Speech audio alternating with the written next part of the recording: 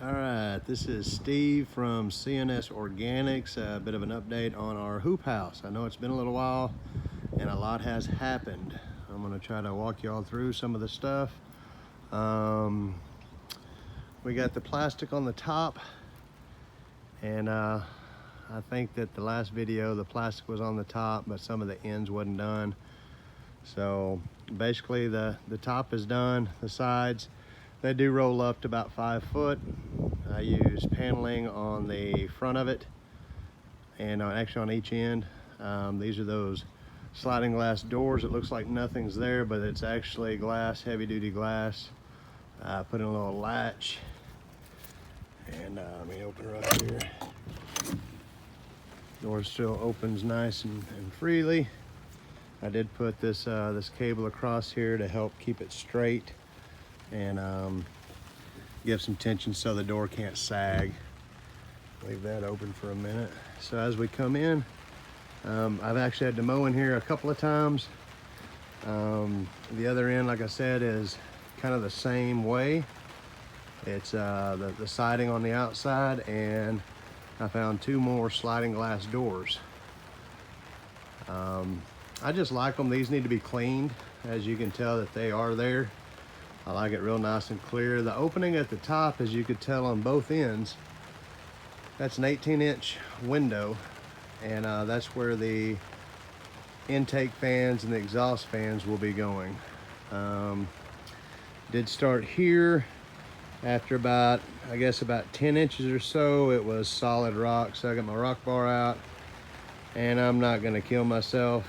I chipped away at it a little bit and shoved it a little bit, and then I'll come back to it later and I'll eventually get there. But that'll be our sump tank going down into the ground. Behind it, that pink circle, you can kind of tell that'll be the fish tank. And as I said before in the videos, I know most of the lines have kind of faded, but there'll be actually 3 grow beds, one on that side, one down the middle, and then this one here that I've been working on today. So I went with a breathable weed block. That way we don't have too much sweating on the walls and humidity and everything else, and it will help to keep all the grass from coming in, or really weeds, not so much grass. But anyways, I'll end up using like some vinegar water or something around the outside to kind of help along those sides. I guess we can take a look at this guy. This is the main project of the day, and that's a 40-foot long grow bed. This will be a deep water culture. It is level, not perfect. I will have to do a little bit of shimming down here at the bottom, especially as we get water in there, and maybe a couple of these feet are a little soft, but the ground should be good and firm. The cinder blocks underneath are gonna kind of spread the weight out a little bit, and it ought to be good. But if I do need to, all it is lifting it up a little bit and putting some shim stock in to get it perfect. Right now it's level with a 4-foot level, but with it being 40 foot long, it may have a little dip somewhere, or a little high spot, or we'll know once we get the liner in and get water going in it. Then we'll know for sure, because water doesn't lie. It will let you know what's high and what's low. So this guy is basically done. I am going to put in a couple of more supports. I don't know if you can, see if I can get down here from the underside. You see I got that support there, and then at each one of the legs there's a support. So right now there's a support every 4 foot, and it seems pretty sturdy, but I know that water is really heavy. And so what I'll probably do is on the underside, between this support and this one, put one kind of at an angle, and then maybe the opposite, and go back and forth all the way down. It'll just give it a little bit of added support. I will still have to do the plumbing. I'm still waiting on the fish tank to come in. This one here being so long, I'm probably going to use a much larger pump and instead of having one discharge down here, I may have two that will run down. I may put them just underground. I'm not for sure. I may run them down underneath. When it comes time to do the plumbing, I'll make those decisions and we'll figure it out from there. But yeah, basically it will run, whether it's underneath or it'll run over underneath one of these other ones, down to that hole where the sump tank is. And there'll be a large pump in there, pumping the water up into the fish tank.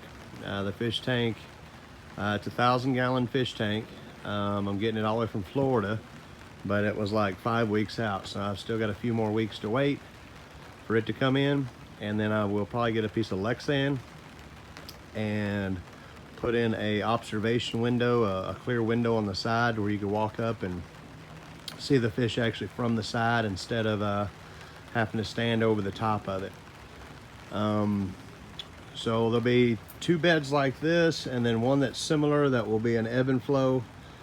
Down here at the end, I haven't done all my final engineering yet, but there'll actually be a filter system down here on this end. So coming from the fish tank over to 1, 2, possibly 3 stages, maybe 4, I'm not sure, probably 3 stages of filtration. Then from there it will tee off and go to each one of the grow beds. That 40-footer, this one you can kind of see the pink lines there down the middle, and another one over on that side, down that side. So there'll be a whole lot of water volume, but I think my calculations are pretty good. I think that it's going to do well. I'm gonna have plenty of water flow. I think I'm gonna have plenty of water in my fish tank and also in my sump. And so that's kind of the status on the hoop house right now. Not really anything crazy exciting going on, other than I did get the ends finished. I know I had mentioned before that I think I had that end framed up and the other end not, and I ended up getting that one finished out, and the other end it finished out, and pretty happy with the results.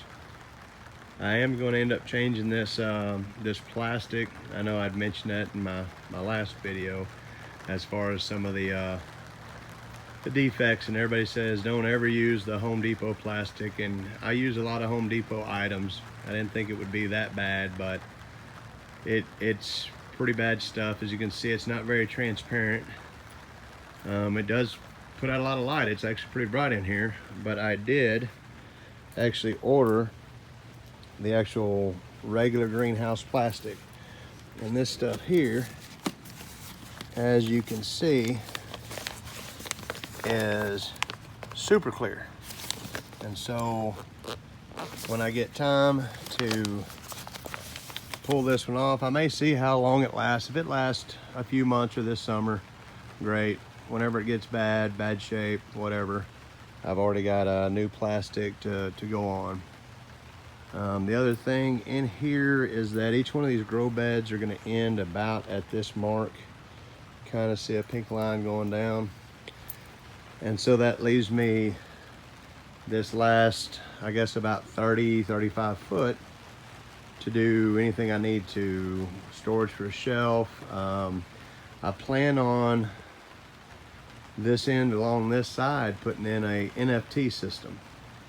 Kind of excited about that, but I need to get all the other systems up and going before I experiment and figure out the NFT system and see how it runs, and maybe I can tie it into this last grow bed over here maybe.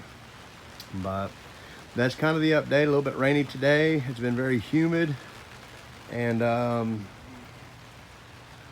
this is it from Steve at CNS Organics here in Texas. Please like and share. Comment, leave me a couple comments, ask me some questions. If you have a certain question about maybe something that I've done and I haven't covered in a video, feel free to ask, and I can do a do a video that kind of explains step by step on what I did. So we appreciate it here in CNS Organics. You guys have a great one. Thanks.